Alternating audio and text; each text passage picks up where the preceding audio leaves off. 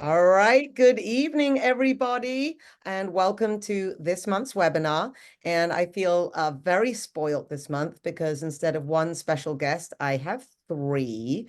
So we have some amazing people on board here. We have Bridget, Rachel, Tim, and Kelly, and we'll just introduce ourselves one by one. And since I'm going to talk a bit today as well, my name is Bridget, and I am from the state of Georgia. I am the teacher librarian at a middle school, currently working on my media specialist masters. We're in a state that gives us a waiver, but I am thoroughly enjoying what I'm learning to become a proper media specialist. And when I'm not working, I'm probably watching a soccer game, typically Premier League or Atlanta United, or walking my dogs, or walking my horse, or reading a book. That's pretty much all I do. So I'm sure I could think of other things, but those are the main pointers. So that is me. Let's just go in order of the slide. And Rachel. My name is Rachel Welsh. I've been a librarian in Texas, a school librarian for 10 years. Before that, I was an English and a theater teacher. I've been an elementary school librarian, high school, and now I'm at middle school. And if I'm not in the library, I am at my local community theater. I've been volunteering with my community theater for the past 20 years. I started out acting and now I've moved into producing and directing. So we're currently doing a show called The Mountaintop, which is about Martin Luther King Jr. on his last night in the Lorraine Motel. And it's really, really good, if I do say so myself. I love that. I used to be in sales. I got into education late and I used to be in sales, and people are always like, that's such a huge shift. I'm like, not really. Now I'm just Not selling really. education and books. But I also say we have to have a lot of the theatrics about us. Yes, So story time is basically one big like improv theater love it. production. Well, and we can tell that from your Insta Yeah. account too. So which those addresses are up there. All right, Tim, you're up. All right. Well, I am Tim Jones. I am a librarian in Kentucky. I'm making a shift to elementary this year after being in high schools for the last 10 years in high school libraries. This is my 17th year overall in school libraries. And when I'm not working, I am working. That's not a humble brag, by the way. I have two jobs. Like I'm also a business co-owner, so that keeps me pretty busy between the school library and then trying to shift over and do family business stuff. When I'm not working or working, I do like to write. I went through Second City writing program about, man, it's been a minute. 15, 15 years or so. No, yeah, something like that. 15 years or so ago. So I have a comedy writing background. And so when I get to write, I like to write funny stuff like jokes and stand-up comedy. So I will occasionally do some open mic, but it's been a year since I've done some open mic. But that's what I would like to do when I'm not working. Wow. Well, you just need to come to our conferences and do some humor for us. That would be awesome. All right. And then last but definitely not least, and it was kind of her idea that this whole thing came about, so she probably should have come first. We have Miss Kelly. So my name is Kelly Martino, and this is only my third year as a teacher librarian. I just this year received my master's and certification. So I applied just because I thought I want to do this and we'll see if they give me the job, and they did. And it was with an emergency credential like you, Bridget. And yeah, before that, I taught English for like 18 years and was getting very burnt out. And this is like, I feel like a brand new teacher again. And I'm like living and breathing everything library. I'm just like enmeshed in it. So that's what I do really on my time off. But I spend time with my family. I have three girls, and we just got some chickens. So we're into raising chickens, and we bought the hens and they're already laying eggs. So that's Wow. exciting. So Yeah. fun fact that I learned from a friend who was obsessed by her chickens, she raised hens, that they were the first domesticated pet. Oh, really? It was That like, makes sense. really? Yeah, in like Egypt or ancient China, or like I clearly didn't read up on this. So, but yeah, she was very, very proud of that fact. So whether it's true or not, my friend believes it. So, So these ones were, if you raise them from chicks, they could be very much your pet, but we inherited them already. You know, they've already been raised in a certain way, and so they're very fearful of humans, and we're um, trying to get them to be our pet too, you know, like, so sure. we'll see. My girls are all excited, but the chickens don't want anything to do with them right now. Well, and anything to do with animals, whatever they are, will keep you busy. That's for Yeah, sure. yeah. And I alluded this being Kelly's fault. I nearly said Kelly's fault. So I was having a wonderful discussion with, it was with Megan, wasn't it? Megan Ford. And Kelly jumped on as a guest and we chatted afterwards. And I was like, you know, we really should have a chat with a group of us from different states, different situations, different ages, different ranges of experience, to discuss how we do things in the library. So just to sort of start off, just to give everyone a little bit of background, because all of our experiences are different and what we can achieve is different according to the situation we're in. I have a very flexible schedule. I am able to collaborate with teachers, have them come in, work with classes with them when it suits me. And I do have a paraprofessional, as we call them in Georgia. I know a lot of other states call them library aid, which is, I always say, is a gift from the gods. Sounded like I might have lost or sort of had a part-time aide last year. And then when I started literally listing the things that I would not be able to do without her assistance, I got my para again this year. So long may that continue. That salesmanship stuff comes in handy sometimes. I have parent volunteers. I did not. We had one mom who came from elementary with her kid and loved working at the library. And this year I decided to really focus on that, and we got up to 5. And that has been kind of life-changing. And then another thing we started this year is we started a student aid program. So as well as a committee, I have a group of kids who come up with a lot of the ideas and plans and create things for the media center. I have students, 3 to 4 students during every class period. They come to me for the connection class. And so we only have one period a day where we don't have students. And they do a lot of the extra things that I would never have time for, from making school videos, creating genre of the month, doing displays, and yeah, shelving books, checking in things and doing things. So I feel very blessed that I have a lot of help that allows me to copy what everyone else does on Twitter and make myself look good. So that's awesome. Rachel, how about you? Tell us about your setup.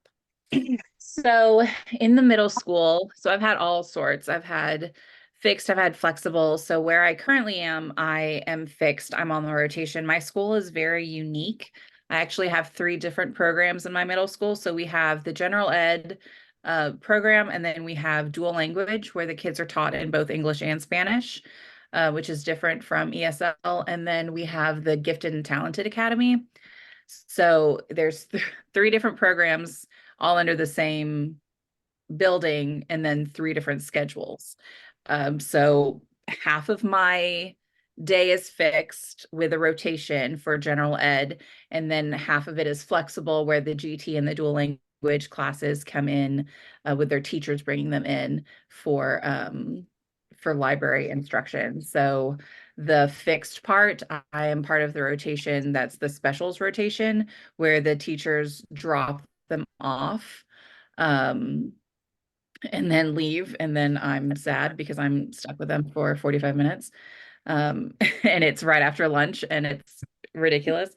So I do not have a para. I've had one in the past. And so Bridget, I know exactly what you're talking about. Because it is life-changing. So this year I have student library ambassadors, which are students who come in. It's different from when I was at the high school and I had TAs, like library aides, that were assigned to the library. So these are just kids that I had them fill out an application. They had to get their parent permission slip as well as teacher recommendations. And then and then we're chosen from the kids that applied. And so they just come in whenever they have time from their classes. So it's not super regular. Same with, I do have parent volunteers, but that's also not very regular. They mostly just come in for book fair, because that's the fun part, right? Like nobody wants Right, to, right. nobody wants And to show books anymore. I will say making my aides, because I used to have a situation with the committee, like they come in when they can, but with the aides being a fixed class has been amazing because I literally can give each group a task for the month. They rotate around the tasks. And I think it's an awful lot harder to manage it when you don't know when they're coming in. Um, I would assume that's kind of your experience too with that.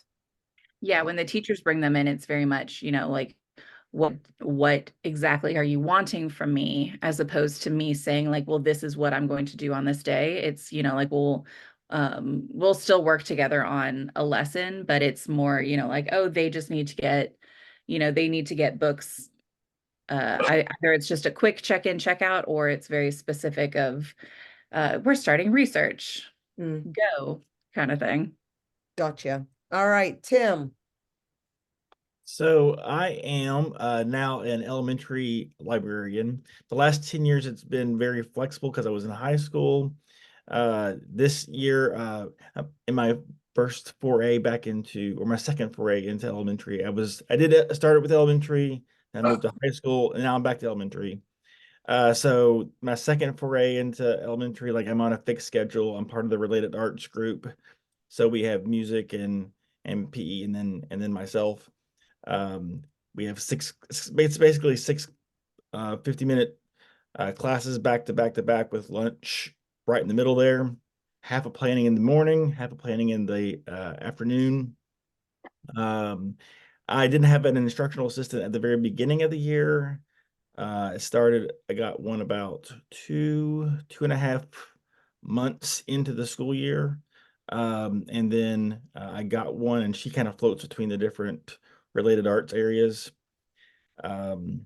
So it's pretty much like I haven't not been able to get into doing much collaboration with the teachers yet because I'm still getting to know them. They're still getting to know me, and just the learning curve of going from high school to elementary.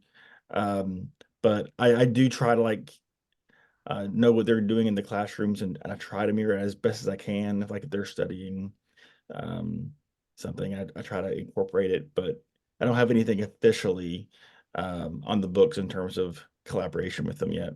It's a pretty big step from high to elementary. I mean, I remember, I think for me, one of the biggest gifts I got with collaborating with teachers is I was an ELA teacher for 7 years with the teachers that I became the media specialist. So everyone in the building recognized me as an ELA teacher and knew what I could bring to them. And I'd worked with several teachers before doing science for science fair and whatnot. And it just, whenever you have gifts like that, it makes it easier because I didn't have to build those relationships, which clearly you have to build coming in as a new media specialist in a school. That's exactly right. And I try to like reach out to through like email channels and that sort of thing, and just like seeing them whenever they drop their kids off or pick them up.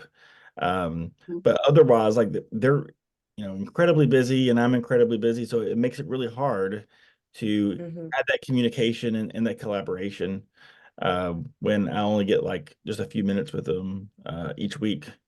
But Yeah, that's working super working tough. on it. But I love that we're all in really different situations. And Kelly, yours is completely different as well. Yes, I am at two schools. One is a K-5 and the other one is a K-8. And I would say my situation is complicated. So I put para, but they do not like being called para. I just use your language, Bridget, because this is for your state. So I figured that's what you call them. We call them library technicians. And they manage the fixed library schedule, check in, check out, class visits. They'll read a story and then check in and check out and go back to class. And I push into classrooms to teach our standards.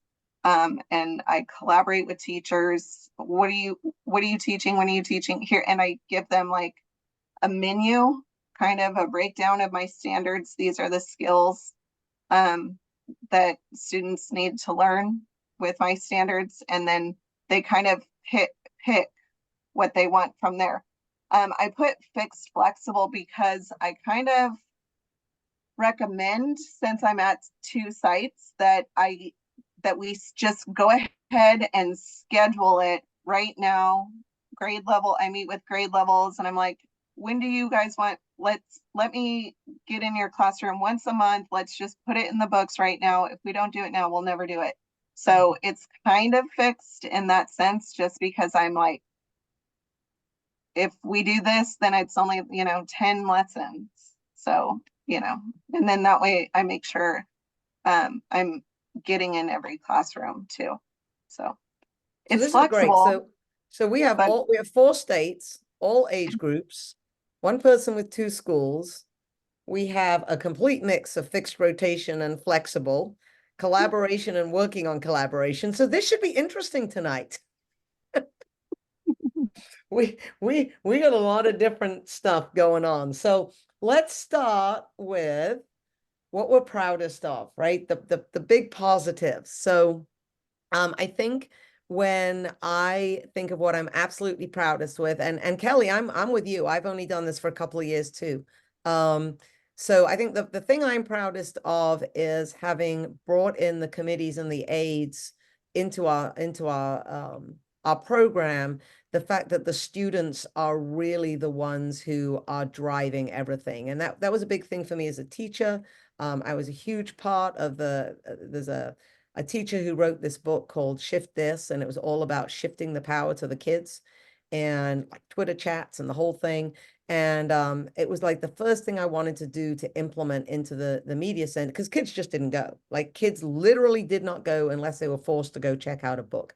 So it was, how could I bring kids in? And the way, in my mind, the best way to bring kids in was to have kids come up with the programming, market the programming, and be the actual force behind everything. Sometimes they tell me my ideas are really bad. I don't like that, but they're honest, and middle schoolers are. And I think that that's definitely, if I was asked to go speak somewhere and say, tell us about what you do that you love as a librarian, it would definitely be that, having the kids truly drive the program. So let's just stay in the same order because that's easy. Rachel? This is okay. Let me think. What am I the proudest of? So mine is a little strange. So last year, I had a lot of drama with my job. The superintendent in March decided that he was going to eliminate the high school librarians. I was at the high school. So we had 2 high schools in our district. 1 librarian was retiring. And so I think he saw the opportunity to be able to, save money. Yeah. And I had built such a robust, so I was really proud of the program that I had built, because when my students and staff found out, the students created a petition, because it meant, so kind of the same with Bridget, like we had built such a great program together.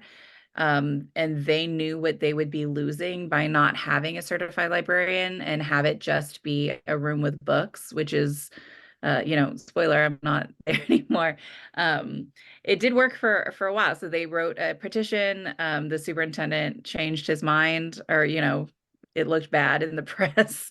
So he said that we would have the librarians, and we were all very excited. But then in the summer, when everybody was gone, he went ahead with that plan. But I was still so proud of what the library meant to the students, and that they had their voices heard, and they kind of got to see that, and that the community stood behind them and supported them.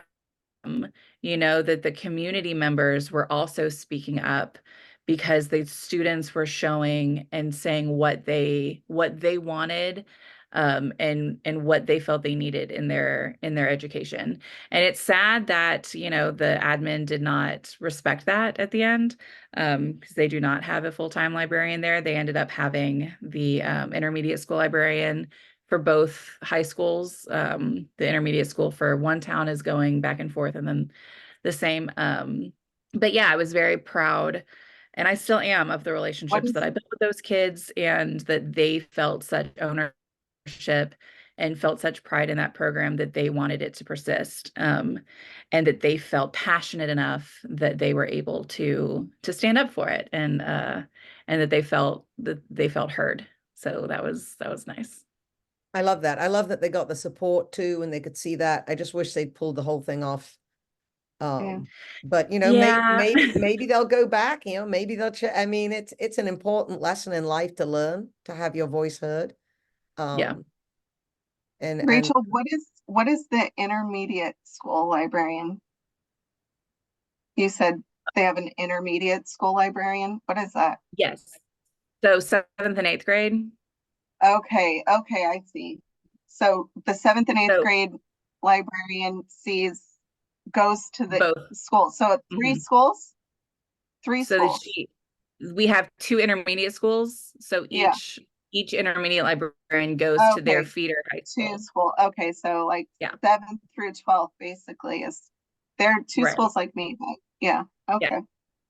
Yeah. okay. Yeah, I'd be proud of that too. Tim, your turn. All right. So, I mean, the thing I'm most proud of, I guess, is just that I have survived this year. Kind of toggling back and forth between like two different jobs. Number one, so like that's a lot in itself. But then also the fact that like I'm going like the learning curve from high school to elementary is drastic. And then this is the lowest level of reading literacy and math literacy that I've ever been at. So like I came in like these lessons prepared, and I was going to hit the ground running, and I had lots of other school librarian friends, and I was like, this is going to be great. And then like it didn't work. A lot of it just didn't work at the very beginning. And the kids didn't know me. A lot of the kids have a lot of abandonment issues, and so I was friends with the previous librarian.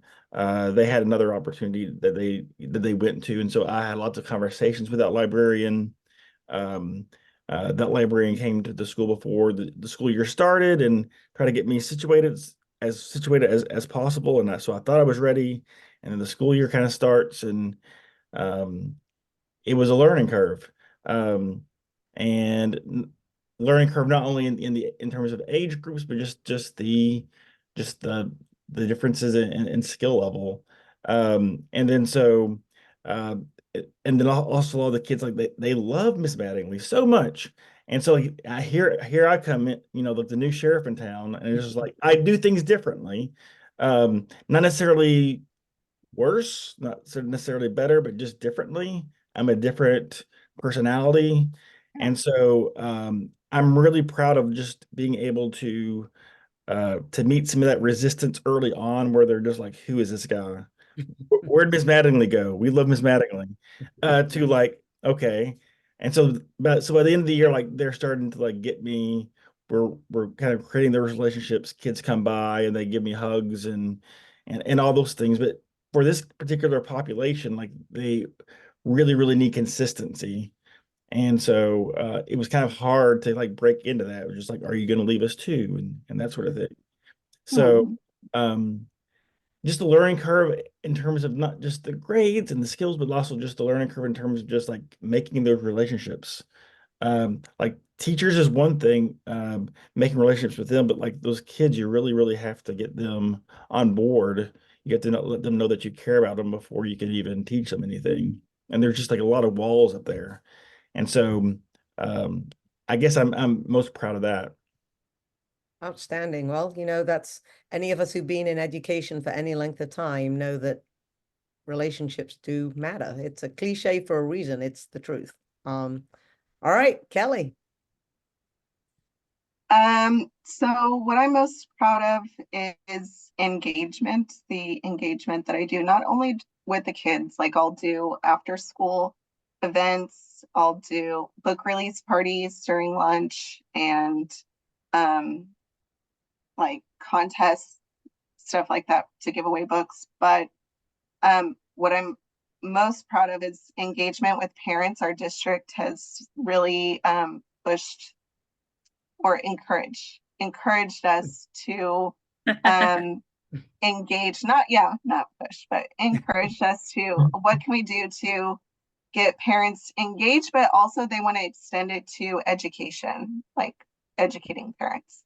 So this year we started the Latino Family Literacy Project, which is it's like a company that has a program, a scripted program of 10 weeks, and it has questions you can ask and stuff. It has to be done by a credentialed teacher, though. So I work with the parent liaison who translates and stuff for me, and we give them, they come, we read a picture book, a bilingual picture book that is like, it's also culturally relevant to Spanish speakers. Like, it's culturally relevant.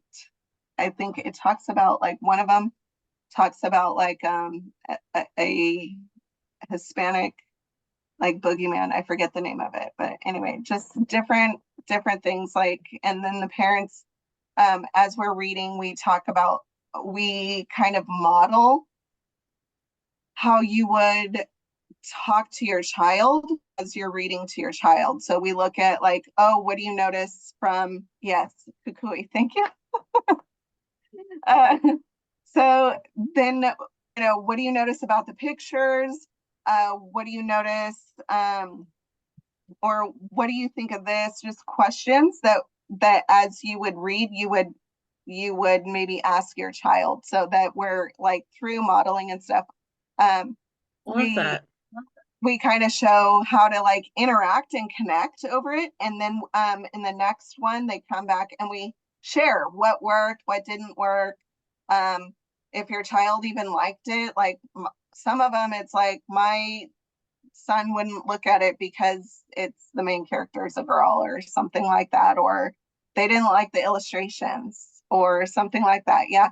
But yeah, a lot of times they love the story and then they connect about it and they talk about like how this reminds them of like the parent of their childhood, or there's something like that. And then they also work on a scrapbook. That's part of it too. So that's just one of the parent engagement things. The other one is, let's see, we do parent-child book clubs, which they read the book Could the person who together. just joined us please mute? I'll do it. See if I can find my way to it. It's Megan in the airport. There we go. Yeah, I got her. it's all right. Sorry, Kelly. It's okay.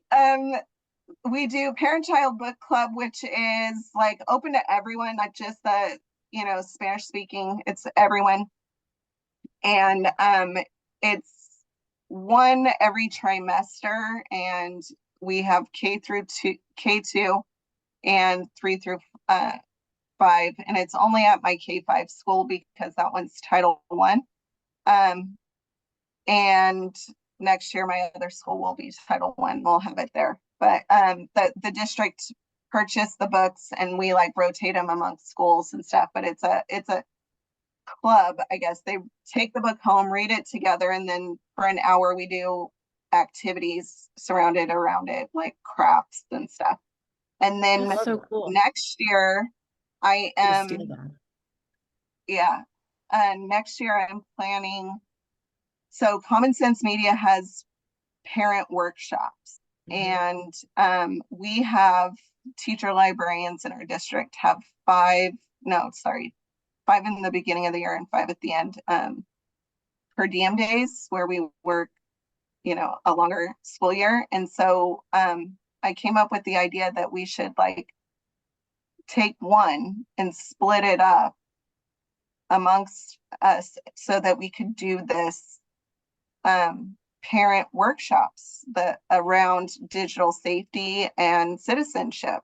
And they have it broken down, and we could do it for the whole district. And so me and 3 other teacher librarians in the district volunteered to do it, and we had to get it approved by HR and get it, like, we have to write SMART goals and do all kinds of stuff. I was just kind of like, let's do this. And they were like, we gotta, by the book, write it all out, because you're using your per diem day or whatever. And like, we have to, why are we doing it? And is it going to be valuable? And how do we get people to show up? And I'm just kind of like, they're going to do it. They're going to show up. If you build it, they will come, Absolutely. Well, I think So- it sounds like you're doing a heck of a lot to help support parents who might not be supported either with reading and their students and building that relationship with both the school and the library. That's definitely something to be proud of. I know we have a lot of Hispanic parents who will say to us that they're kind of nervous about things because maybe they didn't get that far in their own education and they don't feel confident working with their kids with books and things. And so I think that's really, really powerful. So yeah, all definitely. the books are bilingual. And for the parent-child book club, if we buy the books, either a bilingual book or we buy it in English and in Spanish. And they could check out an English and a Spanish one if they, the child wants to read it in English and the parent wants to read it in Spanish. Or if they want to read it together, they could check out one. So, yeah. That's awesome. That's awesome. And I do apologize if you'll hear my dog barking in the background, but my husband's out. There's nothing I can do. And clearly the It's frozen okay. treats have unfrozen now, and I can't talk and mute. So there we go. Yeah, one of all my right. kids came in while I was talking, and I was like, please don't start talking to me. I know the joys of the webinar. So idea sharing and your support system. I got to tell you, there are a whole bunch of people on here right now where I get my ideas from. I have found social media just a treasure trove.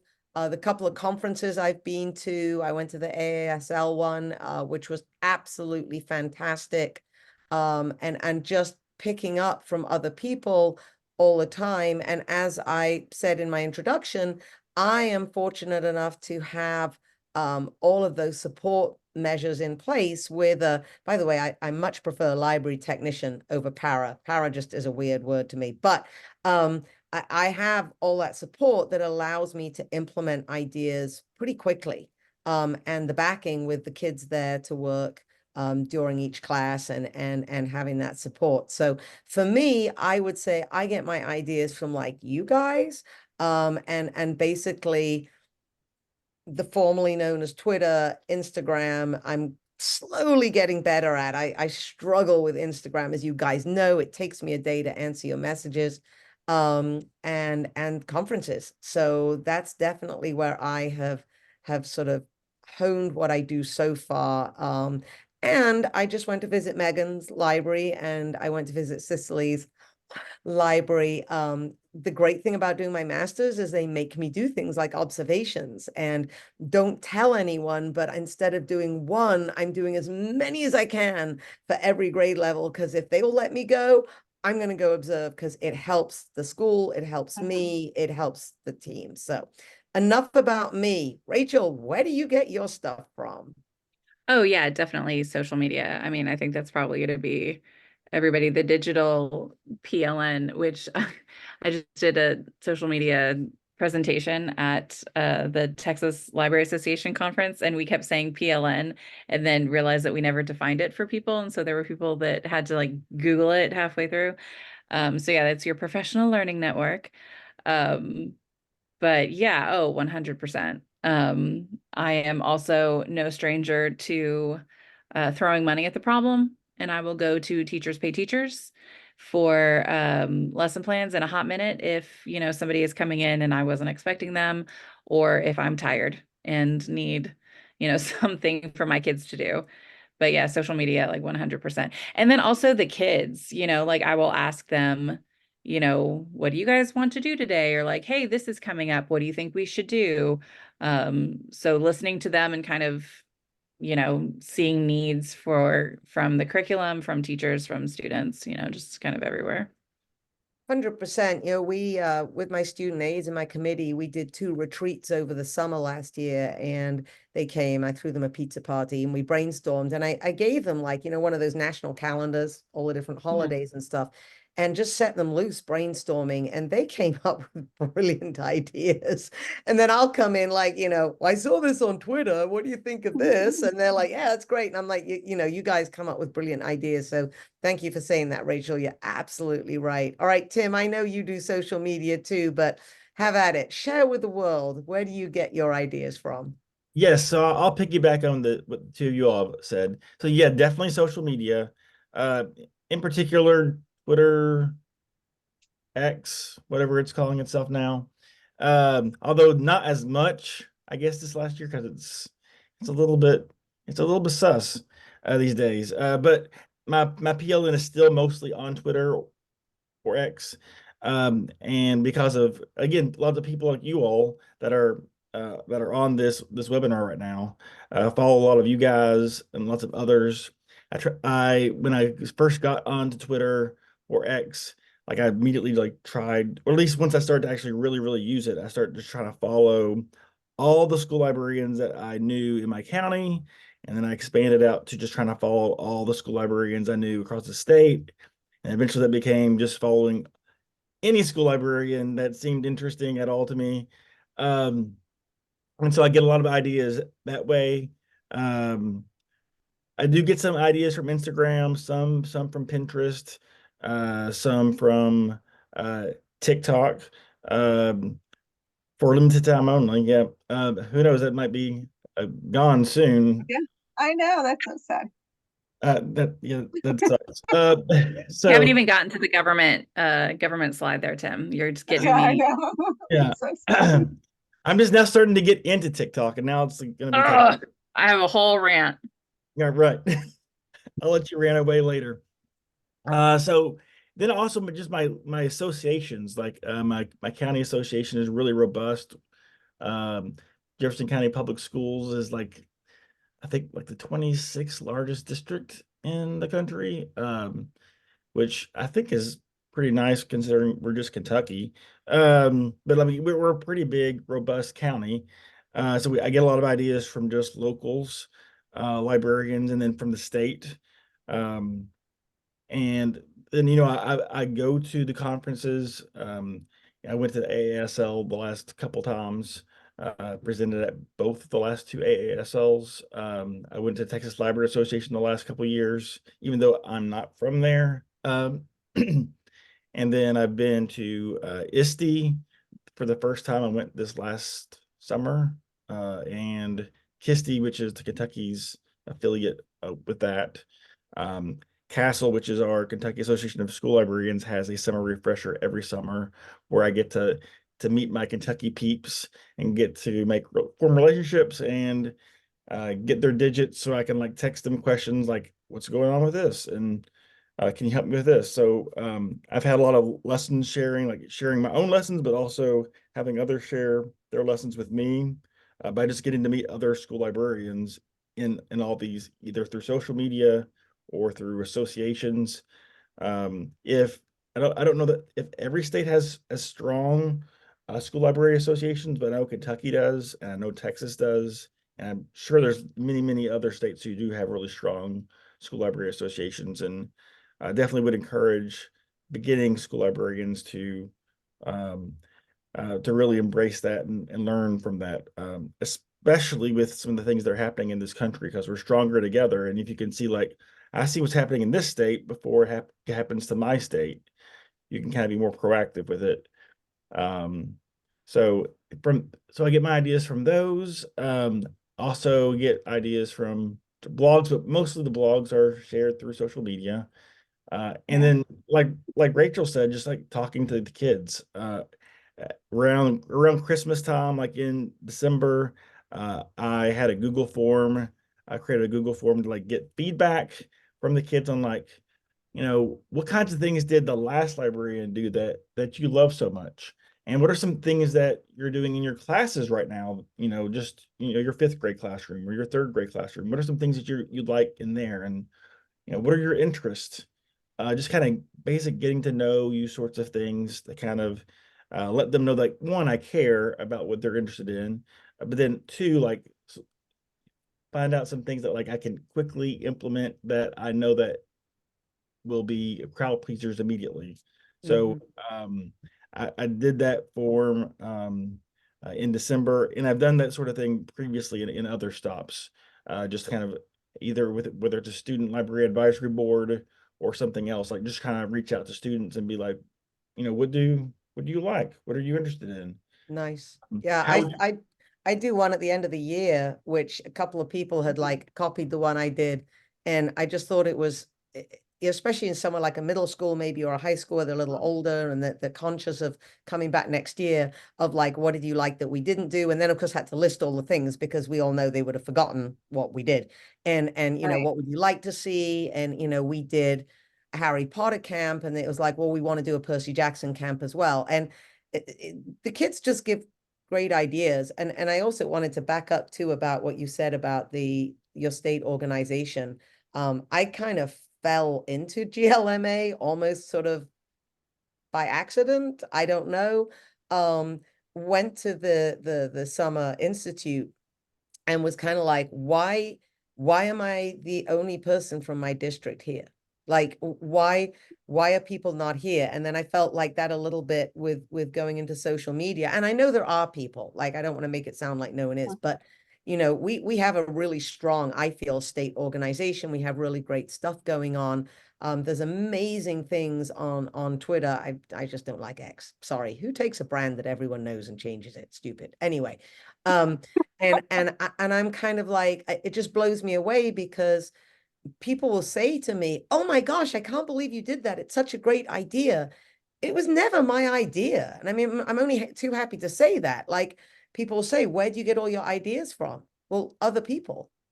This is not, it's just as it was when I was a teacher. It's not a secret. Like those of us who do things that work, I would say 99.9% of us, there's always that one, 99.9% of us want to share. We're either proud of it or we just want our friends to know. So Yeah. over to you. I'll get off my little step stool there. Kelly. I'll just mention some things that we haven't talked about yet. So podcasts. The one that I really like right now is the reading culture. And it has, I just saw Lauren was in the chat, and she was on the last, yeah. Oh yeah, and Lauren's podcast too. I was going to say, don't forget Yeah. Lauren's podcast. I know, I have that one too, but Lauren was just on the reading culture one too. At the end, she mentioned a masked reader, like the masked singer. And I was going to reach out to her and be like, okay, how exactly did you do this? And I'm going to do it for next year. It's on my list to do for next year. I also like the Cult of Pedagogy and obviously School Librarians United. I think we all listen to that one. But I also get ideas from books. Like, my background is high school English, and I'm now an elementary school librarian. So I was like reading books on finger play and, songs, and that is like a whole other world. Yeah. Oh, thank you. Thank you, Lauren. And then, yeah, workshops, conferences. But okay, so I'm listening to a podcast on my way to work, and I have an hour commute. And then it gets me thinking, and it makes me connect to this and connect to that. And I will call my library director as soon as I get to work and be like, I have an idea. And she will tell me, she has like institutional, she's been in the district forever. So she has institutional knowledge, right? Like, oh, we tried that before. This is why it didn't work. How could we fix it? Like, she's very supportive. Or she'll say, you know who you need to talk to for that? This person or whatever. So I would say my drive to work is where I get all my ideas, because like I'll be listening to a book or I'll be listening to a podcast or something like that, and I'll be like wheels spinning, you know. And Absolutely. then the second question was your support. So the library director is my support system. She's retiring though, so it's very sad. I'm super sad about it. Yeah, that is sad. But now she shared a lot of the knowledge with you. So, Yeah. you can take that forward. And I'm glad you mentioned podcasts. The whole reason I wanted to become a librarian was because of cult of pedagogy. She did an episode about a library that grew with this whole system of teacher prescriptions that I now do. And I just was so fired up. I was like, that's it. That's because I was burnt out with ELA. And I was like, that's it. That's what I want to do. And if you haven't listened to Cult of Pedagogy and you educate in any way, it's wonderful. And so many past episodes. So that's wonderful. But Yeah. yeah, and of Oh, course, one more Lauren, thing. because Lauren is in our region. So yay, Lauren. Yeah. And the reading culture one, I actually had this idea last year that, and I haven't been able to implement it, but students interviewing teachers, like making their own podcast of what caused you to become a reader, what caused you, and then you know how like in books they'll say share what you're reading, share this, share, and this would be a way for students to be asking the questions, right, and involved, but also it could be shared with the whole school, and you could ask like the janitor, what made you, like, what inspired you? I know the computer technician, he told me that what what inspired him to start reading was the book fair. And like we all Wow. have a different access point. And I just find I feel like that podcast would be so great if I could like get the kids to do it with our school. I don't know. I love that. That Another was way to do it is I haven't even thought about using staff, which seems a little silly. So I just love that because one of the things my aides will do is they interview our top reader each month and they do random interviews in the library. And then we just put those little videos on our school website. Baby, can you Mhm. bring me some water, please? Sorry. So Lauren, anyway. you're unmuted. You're unmuted. That was very confusing. Anywho, so all right. So now onto the state stuff, school, district, board, state organizations, and the elephant in the room, Rachel's favorite, state government. I know. So never mind the national stuff. So it it's so okay, so I'm gonna go. I mean, I knew we would talk way over our time, and that's just fine because whatever, right? Um, people can listen to the recording and pause, go have a cup of coffee, come back, listen tomorrow, do it on the drive, whatever. So school support, I have fabulous support. I sometimes I kind of laugh at myself because there are times when something will happen or whatever. And I'm kind of like, why didn't y'all let me know? I could have pushed this. I could have made it better. I could have brought it in the library, blah, blah, blah, blah, blah. But there are other times that I'm really happy that they don't think of us all the time. So it's kind of a yin yang. But we do have a good time, and our principal is very proud of what we're building in the media center. And I know that. And so we can have good conversations, like, for example, keeping the paraprofessional this year, me not doing testing. Rachel, we were like messaging about that because he would much rather I had what we call R&R space post-testing in the media center so that teachers can book the space, the kids can come hang out, teachers can come hang out, those kind of things. And if I'm suddenly put into these other roles, as most, well, not most maybe, but a lot of the schools in Forsyth County are, then he wouldn't have what he has. So it's a permanent balance. So far, they're really appreciating what we're doing, and it's kind of a feather in their cap. So I will keep sending those annual reports. I will keep sending that information out and making sure people know that that's what's happening, because I see other libraries in the area and how a lot of schools in our district are losing their media specialist. Forsyth County does have a waiver that we do not have to have, although the state of Georgia has a requirement for a certified media specialist, we have a waiver. So we don't. And my friend just went for an interview for an AA position. And the reason that position had opened up was they were taking the librarian out of the library and just leaving a paraprofessional in charge. And it's happening more and more.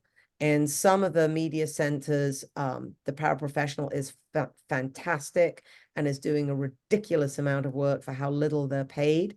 And the majority of them are really good people and they want to do really good stuff.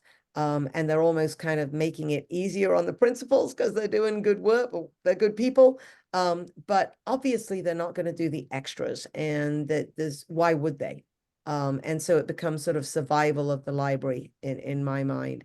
And it is worrying. And honestly, that's one of the reasons that I decided to get my master's. I knew it would help me to be better. I knew it's kind of a security blanket in case things change.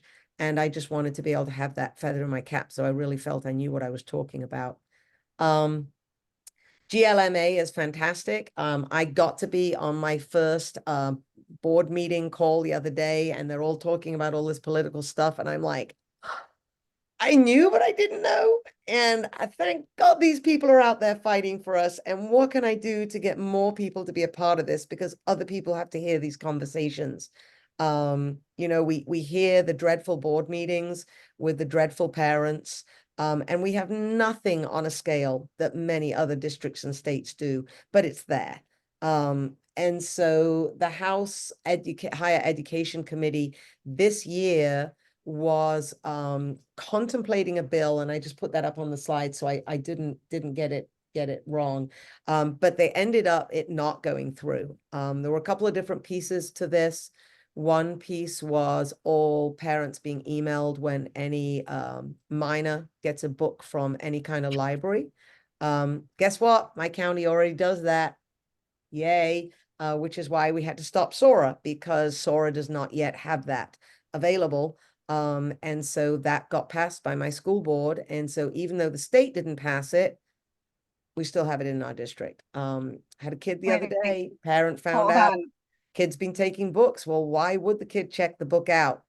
Not going to check it out. The parent gets an email. Don't be silly. Yeah. Smart kid. So anyway. Is it just um, certain books or is it all oh, any book? any book, check a book out, automatic email. Wow.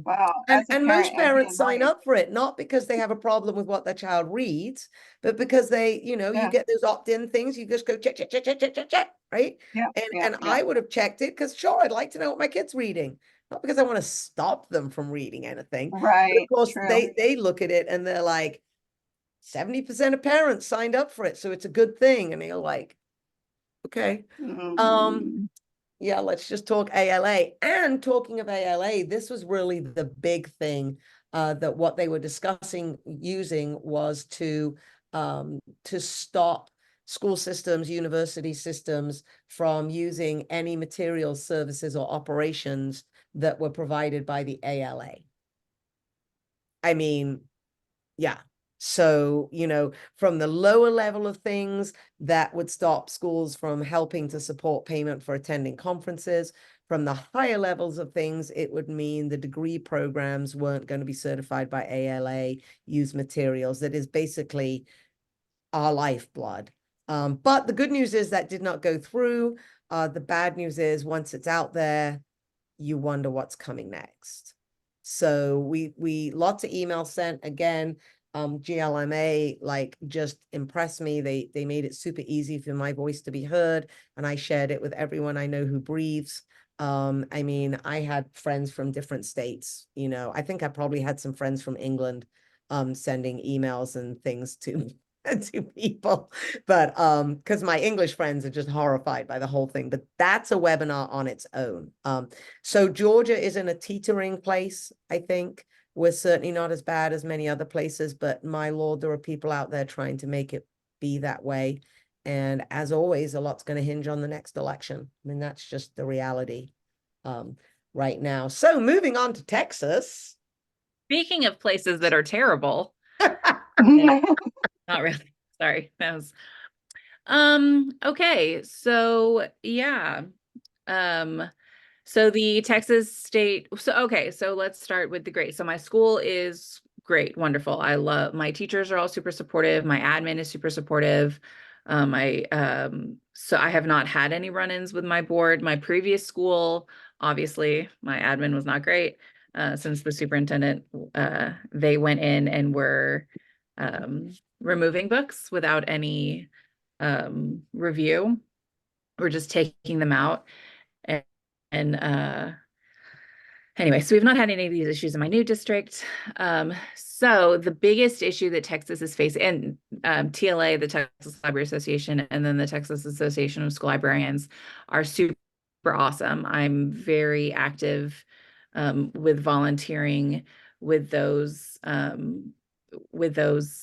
organizations, and I'm on a couple of committees with them, and they are great and provide a lot of support. All right. Texas, our government, people keep voting for terrible people. So the Texas State Legislature last session passed House Bill 900. So this was the big one. There were two bills that were going through. One of them was House Bill 900, which did pass, and one of them was Senate Bill 13, which did not pass, which is good because Senate Bill 13 was going to remove the protections for teachers for what is it? So they could be held Protections for liable or whatever. prosecution. So yeah, protections for prosecution for like, so basically people could sue teachers or librarians for you know, pornographic materials or whatever. House Bill 900 is Indoctrinating known as the, I'm sorry? indoctrinating or something. Yeah. Grooming. House Bill Grooming. That's what we yeah. do. House Bill 900 is the one that hold on. I was getting a phone call and I was like, no, I'm busy. So House Bill 900 is the one that was requiring vendors to rate the books. So that part has been under injunction. So that part is not going through. However, we do have the part of the bill where there will be a statewide collection development, and that has already been put in place. So there are a lot of steps to it. So every classroom library book now has to be available for review. So you have to, if a parent wants to know what books are available for their child, there is the school libraries have usually always been front facing, like our online catalogs, can go through, or online, people can get onto them, but now classroom libraries have to be cataloged and made available. And different districts, the problem is that both a problem and a solution is that different districts are able to do different things. So some districts are like, oh, we have to get ahead of House Bill 900, right? And they're going through and taking out a bunch of books. And then some of them are saying that it's not as big of an issue. And that, like some district, the district where I previously was is making all of the teachers log all of their books and put them available on like online so that anybody can see what they have, whereas the district that I'm in now does not have that. And we're, like 30 minutes away from each other. So it just all kind of depends. We're also in a big fight for school vouchers. Our esteemed governor is in support of vouchers and school choice. So there is a sizable sum of money that is supposed to be going to public schools, and he is holding on to them. So like teacher raises, funding for public schools, he is holding on to it because the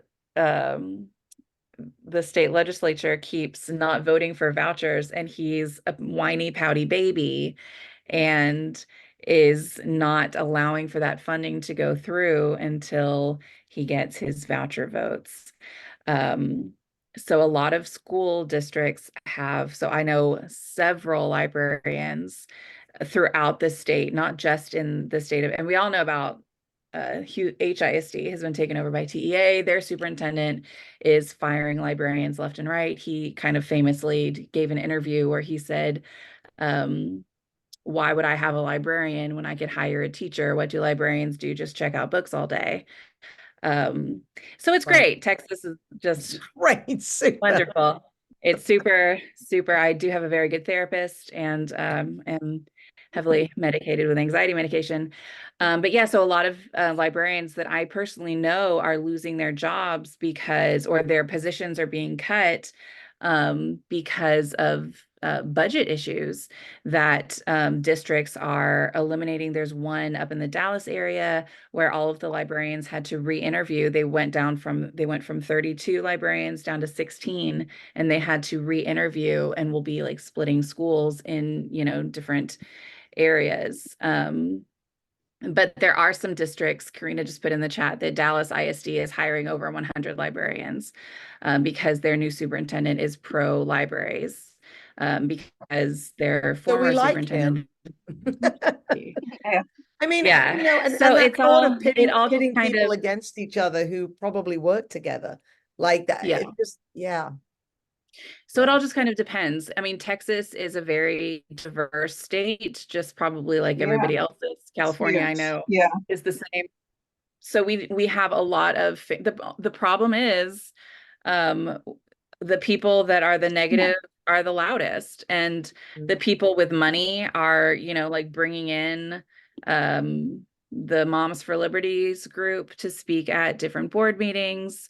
One of the things we are able to write our own collection development. That's part of the state collection development policy, that the districts get to refine it for what they want. And um, a lot of districts are putting that you have to be a parent in the district in order to protest a book, Yeah, and want that's it what under we have. Ours, you have to reconsideration. be in the school.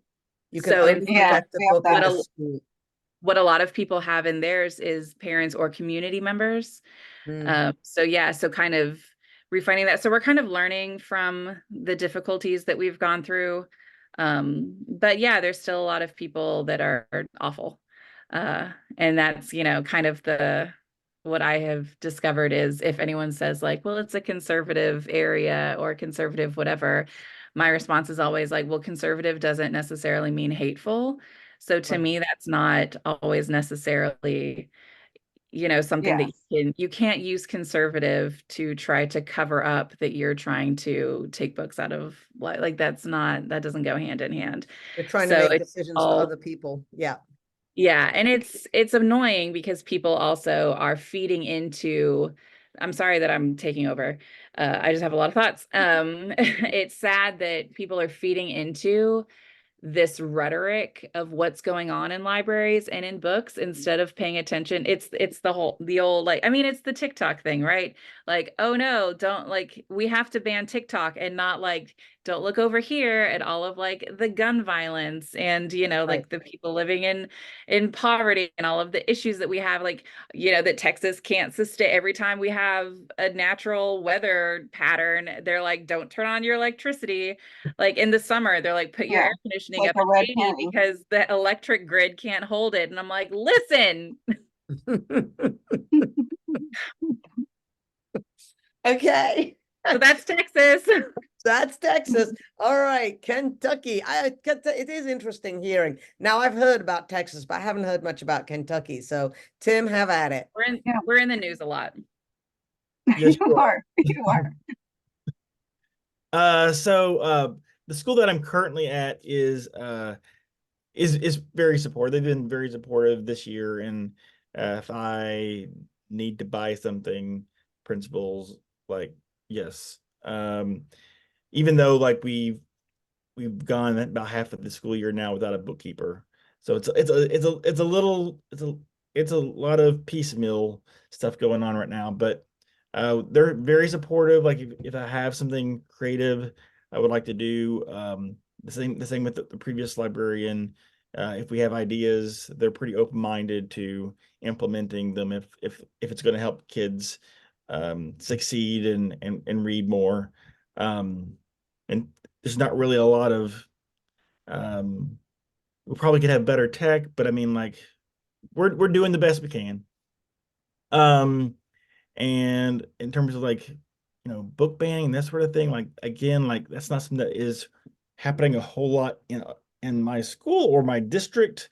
We did have a situation in Boyle County earlier this year where they used an anti-trans bill in the state legislature to as a basis to come in and try to, and they removed like 100 or more books secretly.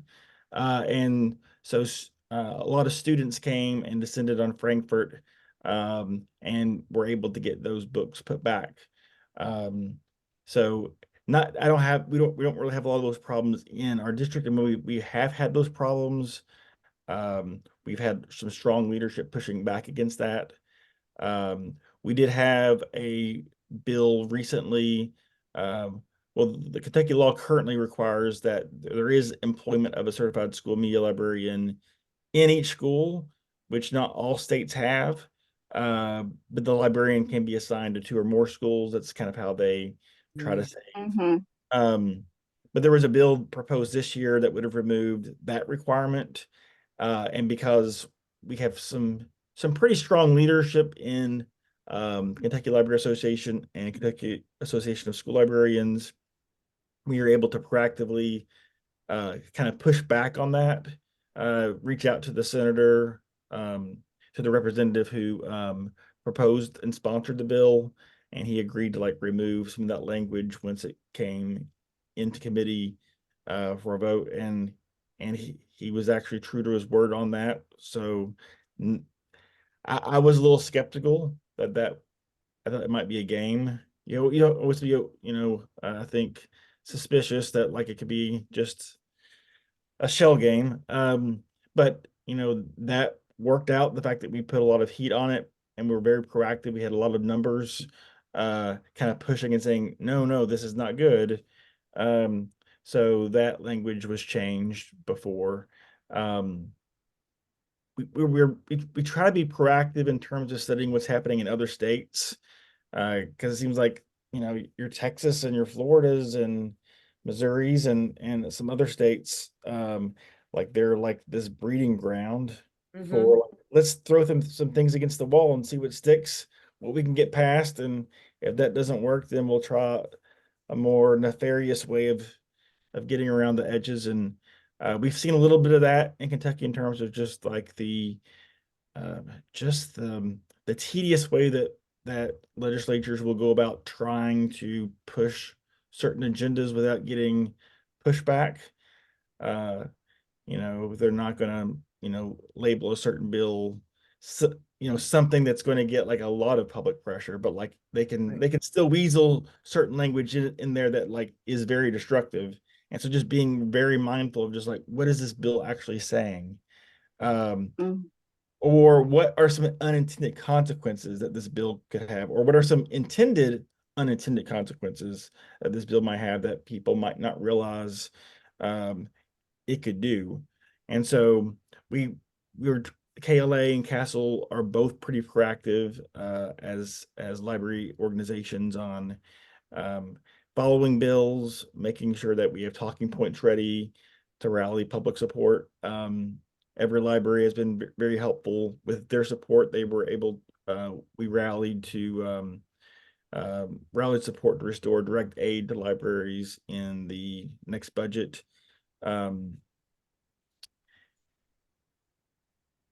In the next slide. Oops, sorry. No, you're good. You're good. And so this is an example of like just some talking points that we put out through Instagram. So the one on the left was our message in terms of just getting putting some heat on senators for that bill that I mentioned about taking the requirement out for certified school librarians, and then once we got an update, once we heard from Senator Westerfield, we wanted to positively reinforce that he was going on record saying he would remove it.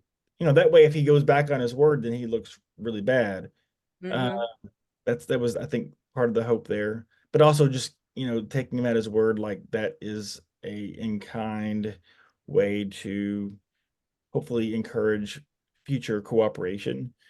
So we try to have a robust social media game, and update our social media regularly with that.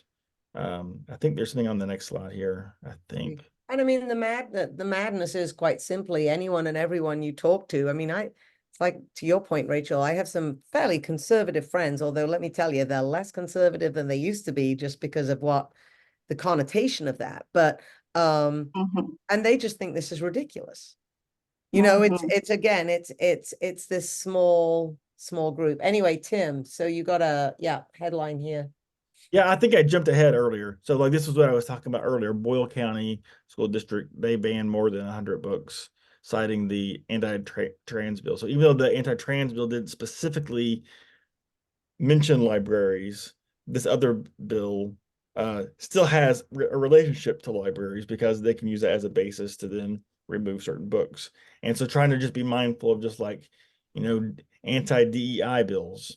It's not necessarily a library bill, but it's a bill that affects the mission of libraries.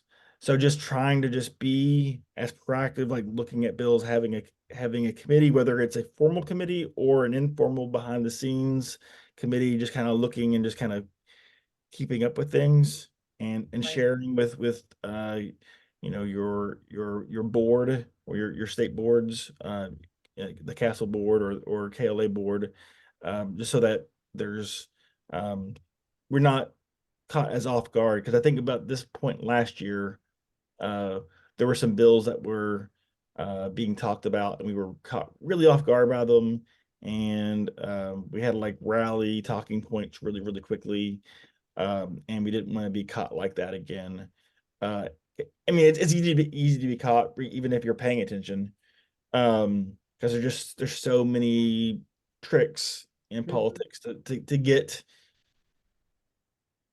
amendments thrown in there or Little certain line items. yes, line items, right, just get rights removed that we're used to enjoying. So All right, California, give me hope, California. We all think of California as, I know there's some pockets, but on the whole, fairly liberal, right? So let's see what we got with California. Okay, so for book bans, yeah, we're okay, but we are, I believe, dead last in number of school librarians for, Wow.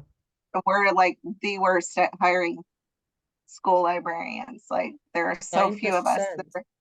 We have library technicians running libraries, and the credential holder is like maybe at the district level usually.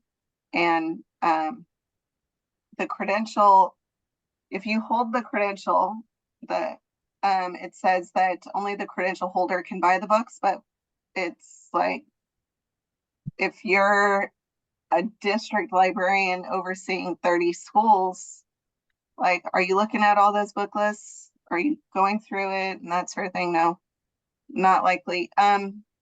So I work at at two elementary schools, but to have a credentialed teacher librarian at an elementary school is like kind of unheard of. Usually if we have a teacher librarian at a school, it's at a high school. And then the elementary schools are usually just a check-in, check-out, and the library standards just don't get taught to elementary. So it's not until high school, and then the high school teacher librarians are just trying to get kids to read or teach them, how to find a book in a library, which is what they should have learned if they had a teacher librarian in elementary school. So Right, it's when they actually have a little just more time to do those things. yeah. So I would say as far as book banning goes, we're kind of, I was listening to Rachel and I was thinking, well, I guess it's kind of good that California doesn't really care about school libraries because then they just leave us alone. But at the same time, they literally just leave us alone and schools don't have a library, don't have a librarian, or, it's wild, you guys. It's wild. Yeah, I So didn't need to do the a main state of, podcast because I feel like we're doing 1.5 podcasts here. So because it's you're right? It's that neglect is almost as bad as the negative attention. yeah, yeah. So we have school library standards, and the state of California says you have to have a credential to be a teacher librarian. But then can you get a job? Like that's a whole other thing. And we have this thing, it's called the school library evaluation that the California Department of Education puts out. And as a part of Ed Code, we are required to fill this out. But nobody fills it out because there aren't teacher librarians and they don't know that there is this Ed Code, right? Like, and if you have one, I don't know, either they don't do it, I don't know. There's nobody following up and being like, oh, you're not following Ed Code. Nobody's filing grievances. Nobody, cares enough. Like, is it really that bad or whatever, right? So anyway, we have like over 10,000 schools and we received a little less than 3,000 schools filled out that evaluation. And I, like you, Bridget, am on the California School Library Association. I just kind of ran for my region, a region representative. I was kind of like, I'll just write myself in, see what happens. And I got it. Like, nobody's even running for a school board or for the California Library Board. So anyway, we met at our conference in January. Then we did our first like Zoom as Northern Region of California representatives. And I'm Region 3, which means I have like maybe 10 counties or something that I kind of like represent. And I asked them, I'm like, well, do we have like a list of all the librarians? Like, how do I reach out to them? How do I want us to like get together and I want to share ideas. I want us to be like, a team. Region 3, yay, Anyway, and they were like, yeah, I don't know. And so when I filled out the survey, I was like, oh, that's where I'm going to get the information because it's all public information and you can look at any school library and like how much money they were given and what all their information. And at the end, it says who filled this evaluation out and what their job title is and their email and their phone number. So I put all of that. I have 1,300 schools in my region and I put it in a spreadsheet. And if they filled out the survey, that's fine. I sorted those people, but this is my list of people. At least now I know the names of all the schools, that every school has a website. I'm going to look up at the website and I'm going to email that principal and be like, this is Ed Code for you to fill out. It's your responsibility that this gets filled out. So then if they fill it out, then I'll have all those emails and I'll be able to make those connections. So, but good for you, right? The things are there for yeah. a reason. So good for you. Love it. And I brought it up. We had our second board meeting last night and I brought it up and they were like, maybe that's something we all should do. And we should all try to get people to answer this survey because we have one person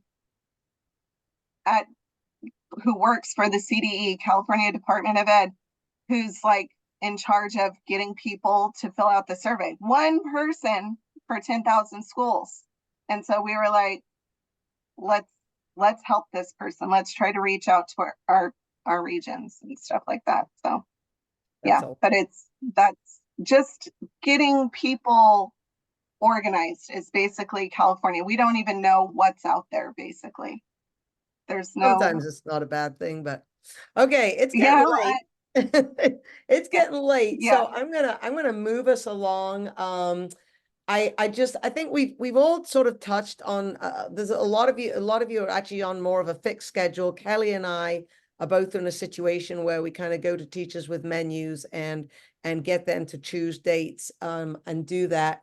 And I know that Tim, you touched earlier on just sort of that building relationships and how important it is. So I'm just going to kind of move to the top four because I feel like if you got something that you want to add into that collaboration in your top four, throw it in there because we've been talking for a long time and I could do this all night. However, it's after 9 o'clock and I'm old. So my top four tips. So I would say my top four tips are number one, find ways to bring the teachers in. We took one of our workrooms and kind of converted it to a teacher hub, got Keurigs in there. We got funding from PTO and our local, from the principal funds to do snacks for teachers, and they have a little table and a workspace in there. We do anything and everything we can, prizes, contests. We do a reading contest every month for teachers where they win a book and then they get to give a book to their favorite student. And anything I can do to get teachers in the door so they see what's going on and they are on team. We call ourselves the MLC, the Media and Learning Center. They are on team MLC. That is like my number one goal, that we're like the hub. They all come in. Student driven, I talked about that. I think if there's one recommendation I'd give to anyone who has the freedom to do things, having students really run things, and whether it's from a survey or whether it's physically they're in there making the decisions, anything that they can do, they'll bring their friends and it's going to grow your program. Be everywhere. I try and be seen, whether it's digitally in the newsletter or whether it's watching the kids play soccer. I mean, the fact that I'm obsessed by soccer helps, but I do yearbook as well. That's a whole nother story about schedule, and that's a whole nother webinar. But I'm doing it again this year. And I actually think it, honestly, despite the amount of work, connects really well with our mission. So if I can actually get to grips with it and figure out how to do the darn thing without paying people to help me, I think yearbook is actually going to help us grow the MLC. And then copy away. Anything you see that's great, if someone put it out there, they put it out there for you to use it. So use it because we can learn from everyone. So that was my top four. Rachel. So mine are that you need to curate a digital space the same way you curate your physical space. So just the same way that you have your books. So I use Wakelet to create little collections for the kids. And that's also kind of how I reach the kids that are afraid to look up certain things or take certain things home, especially in a more conservative area. So I have like a mental health wakelet that also has links for like the Trevor Project, LGBT uh, support. So don't forget to use your digital space as an extension. And then I can't see because my face is in the way. Use social media for the good of your program and for your students. Obviously, we've all met on social media. We're all, pretty active. But that is also how I created my community outside of the school and got so much community support, was through social media. That's also how you can advocate, by not letting other people tell your story and by using it to tell your own story.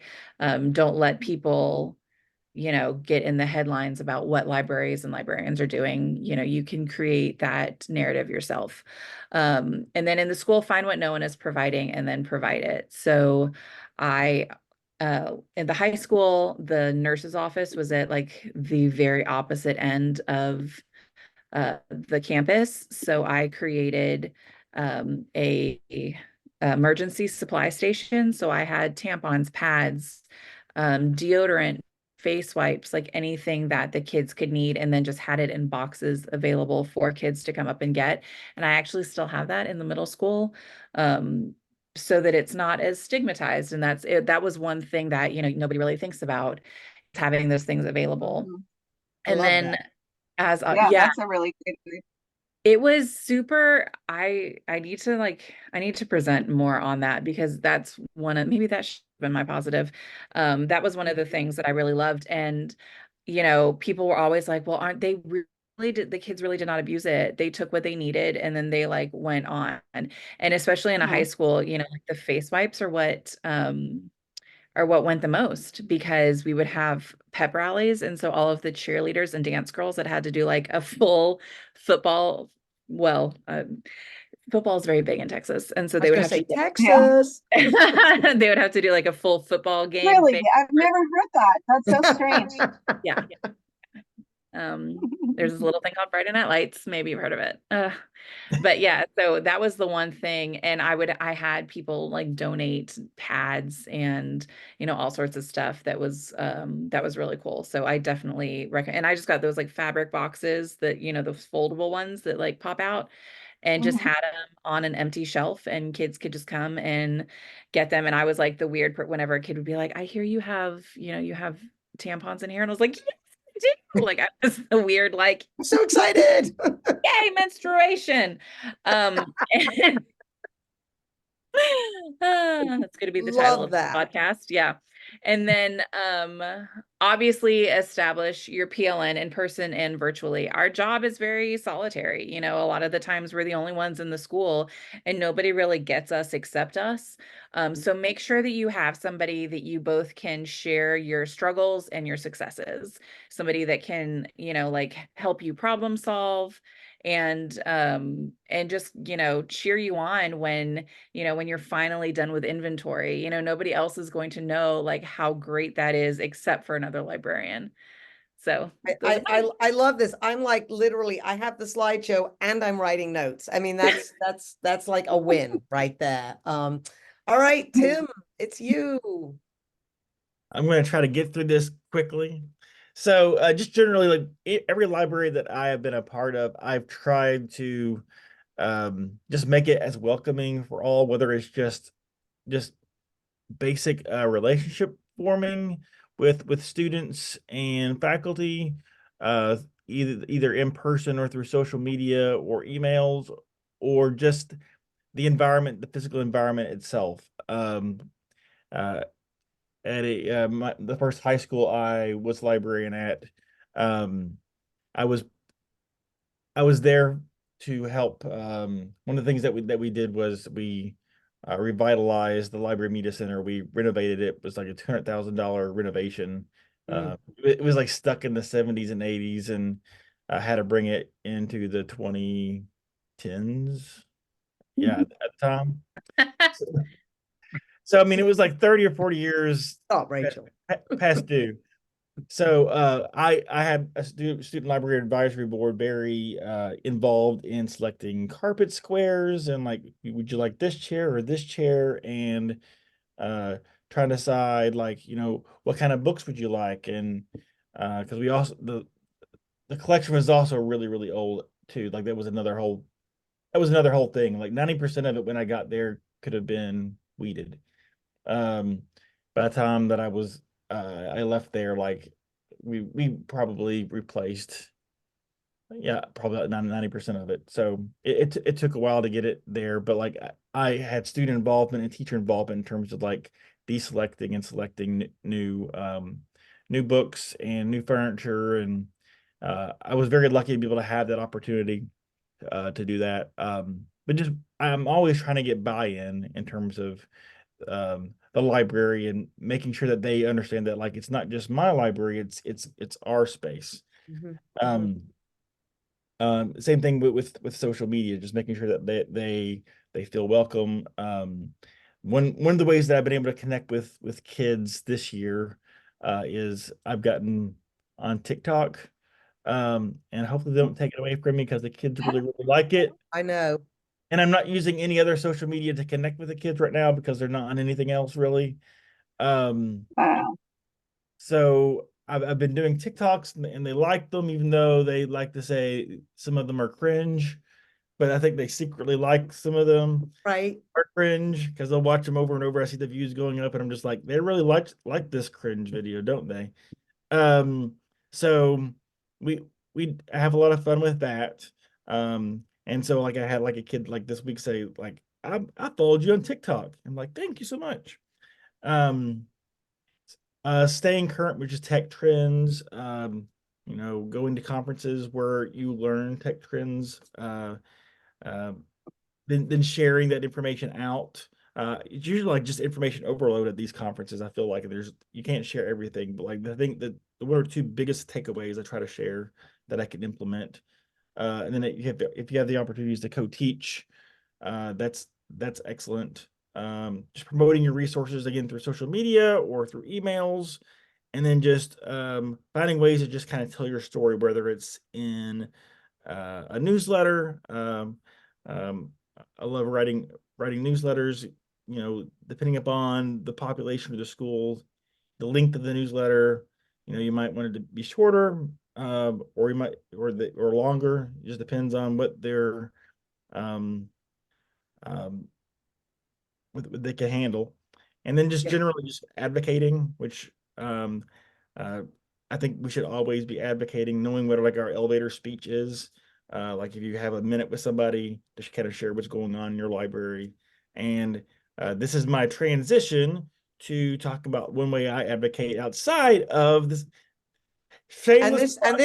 this whole slideshow will be linked with a presentation as well, FYI. So people will have this information. I know we've lost a few, so Yes. we'll put that information out there.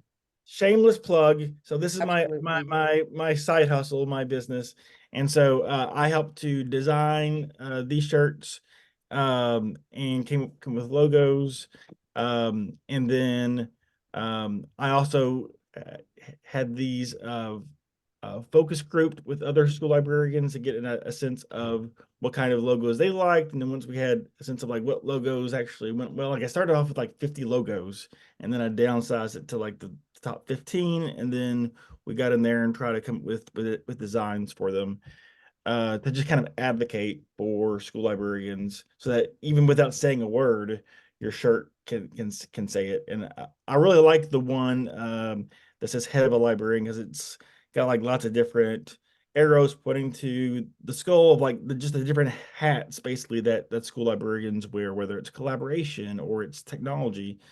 um, and then so if you're watching this webinar at home and it's recorded, you can go to that coupon code and use that if you want to, buy stuff. So next Awesome. slide. And then so Robin Thompson was on this webinar a little I was just earlier. gonna say, I have that shirt. Yes. And that's you in the middle there. There's me. Ew. I was going to say, Rachel, I know I've seen you in that shirt. It was a slideshow. When I And was it's watching so her metal TikTok, because it's a skull. Okay, sorry. so when I saw her TikTok, I was like, yes. And then so but when Robin tweeted this, I guess a couple months ago, it melted my heart to see that like a Korean student in her school Right. was touched by something that I had a part in her wearing, and I felt like that's probably, I mean, that's also one of the prouder moments I've had this year, just feeling like I had an impact somewhere else where somebody else felt seen and they felt advocated for. They felt like it was their library. I And love then that. last week, uh, Michael Threets retweeted Kelsey Bogan with her wearing my shirt, and I was just like, "What, Michael?" I feel seen again. I feel seen. You're famous now. I guess. I love I know, Kelsey Bogan, Love it. that's Well, next we will, level. that will be on the slideshow, and we will keep sharing. We will keep wearing and sharing. I used your erasable the bracelet eraser thingy me jiggeries. We used them in a contest that the kids could all win something like for participating. And other than the fact that my students put the word bracklets instead of bracelets on the sign, once we got through that, it went really, really well. So I think we've Nice. all used your wares. So I think it's great. And you're connecting your business, the two things connect, which is wonderful. Kelly, sorry you had to go last on all of these. You've been very patient waiting for us all to No, natter it's on. interesting to listen to everyone. I don't feel like I've said any or I put anything that's different that hasn't already been shared. I do have get on their schedule, which means two kind of things. Like I said, like get on the calendar, like literally, but also be accommodating to like the best time for them. As far as like teachers go and stuff like that. The digital access and advertisement, by that I meant social media. And for me, working at two schools, I do a lot of like recording a video that explains this contest or record. So, and I send it out to teachers to share in their classroom. We do not have like a way for, there isn't a library website, and our district is very like, well, did you get it approved by this person that's got to approve this. So it's not like I could just make one and be like, this is where you go for all your library information, although we are planning that for next year, hopefully. Anyway, but for me, the digital access means like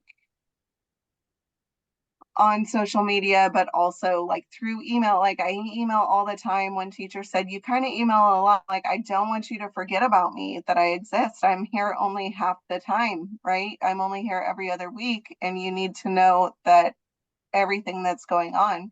And delete it, and it's still in your deleted file, and search it up later when you need to know something. That's fine. I think If it's in Lauren Mobley did one webinar with me on digital collaborations, and one of those, you know how like you hear these little things that become Yeah. life-changing. So she talked about how she always puts emojis in her email subject line. It's ridiculous. Yeah. Everyone now reads my emails. Like I literally just have Oh, a really? smiley face and a little pile of books and a celebration, and it's like, we opened your email. Yeah, amazing. And One, then it's that's a like good idea. it's That's a great tip. happy. We Yeah. like emojis, right? I couldn't figure out how to insert it in Outlook, but I now have like a little Word doc where I have them all copied, and I just pop them in. Yeah. And I also found out today that if I put everything on one single slide, saved it as a PNG and stretched it and put it in the body of the email, first email I swear every teacher read, I got a response from everyone. So my infographics, they didn't Okay. read, they don't click on anything, but the big picture in the middle of Yeah. the email, If boom. yeah, in Canva, you can save it as like a JPEG and then put it in that way too, if you Yeah, the create problem it I'm in having Canva. with Canva is it's not letting my links work when I do that, but that's a whole nother webinar. So we'll No, yeah, well, I'm just saying, you said save it or yes. boom, the first thing, save it as a JPEG and then insert in Outlook, insert a picture. Don't attach, insert the picture, and it will be in Always. your, Absolutely. yeah. Always insert it. Yeah, Yeah. no, Lauren's thing was really good. Go back on the old things and watched it. She was full of that. But the email emojis, sheer brilliance. Okay. Sheer Okay. brilliance. That's a good Sheer idea. I'm gonna take Oh, that. and I The skipped last by. thing, You had the data. Oops, there we go. yeah, the last thing was the collect and share data. Our library director wants to, because teacher librarians in our district are new. Like we had them at the high school, but putting them at every school site is new, and we need to kind of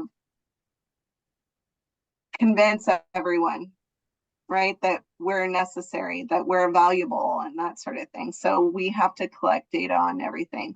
How many kids visited the library today? We do a number counter. How many kids showed up for the after school event that you held? Number counter. If I go, we have our standards broken up into 4 pillars. So like digital literacy, like a love of reading, information literacy, and digital citizenship. So in those 4 pillars, I keep track of what grade levels I've taught each of the 4 pillars, right? Like, and I do it by number of students reached, and it's like a percentage of the school. and we have that data like going all year long. And then this year is our second year collecting it. So we're going to compare to last year and show that, oh, I've reached more people this year and that sort of thing. So it was just, I'm the only one that did it last year. Well, no, that's not true. I did it. I showed the library director and she's like, can we have everyone do this? And so then, sorry. And then she kind of from the beginning was like, let's keep track of this throughout the year so that I can show the superintendent that this is like, that we're continually working on it and that sort of thing. So, I mean, it's hard to collect data, but it's vital. Those annual reports are just so powerful, and the more people who see them, the better. yeah. Okay, yay. So you guys have been amazing. I did have a question for you, Rachel. Is the Texas, is the chat continuing over the summer, or is that like on hiatus now?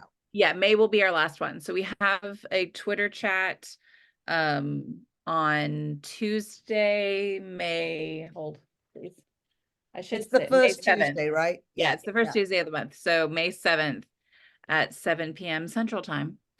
And ours is the third Tuesday. I'm not quite sure. So I haven't had anyone actually ever join it yet. So I'm kind of like, do I want to do it in May? Do I want to talk to myself again? I don't know. But maybe if I come up with a good subject, I can do that. I tried to go because I wanted to alternate with Texas because it's the only other real chat that I found. And I gained so much as a teacher from the chats. I mean, I would do 2 or 3 a week because they were my professional development. And I feel that world should be there for us too. It's just difficult to get people on. So we'll keep fighting the good fight. And then I wanted to put the Summer Institute and the Summer Refresher on there. And because I'm a very good girl, I have all our information on here. And I even put the slide in that gives the credit. So I was like, yay me. So does anyone have anything else they really want to share before I stop recording? Or are we all talked out? So anyway, well, I want to thank you guys so much. Rachel from Texas, Tim from Kentucky, Kelly from California. We literally could have filled 2 webinars. Maybe we should have done, but that's okay because I think we probably could have talked all night, but I know I took notes and I know people who listen in will, and I appreciate each and every one of your time tonight. So thank you very much. Thank you so much for having us. Thank you so much for having us. All right, I'm going to